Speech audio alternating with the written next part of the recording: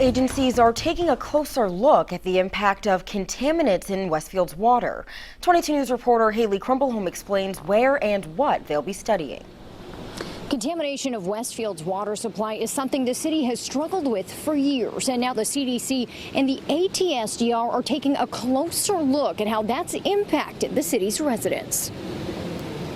In Westfield, residents have worried about their water for years, and nearly 100 packed into the first meeting about a study looking at how PFAS chemicals have impacted their bodies. It's believed chemicals from firefighting foam used at Barnes Air National Guard Base contaminated the city's water supply. But much of the impact of these chemicals on residents is still unknown, and a PFAS exposure assessment will help answer that question. A way to see what people in this community have been exposed to, whether they've been exposed to PFAS. We do that by measuring levels of the chemicals in people's bodies. So we'll be coming out and measuring PFAS in people's blood and urine. Only a handful of cities that applied to be part of the assessment were selected. Kristen Mello, founder of RAFT, an organization advocating for Westfield residents impacted by the water contamination, said Westfield being chosen is a major win. This is pretty amazing. It's a great turnout. Mello said 395 residents from the north side of the city where the water has been impacted will be studied,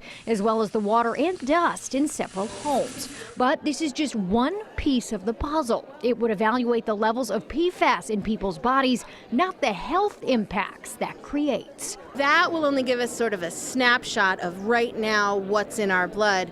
Any work to find out about health ailments that may or may not be related, that would be a health study, which is a totally separate entity. But Mello said her organization, as well as professors from UMass, have filed a proposal to be a part of the PFAS study and evaluate the health impacts. Over the next few days, people will start to be contacted about being a part of this study, and then samples will start to be collected in September. Live in Springfield, Haley Crumbleholm, 22 News.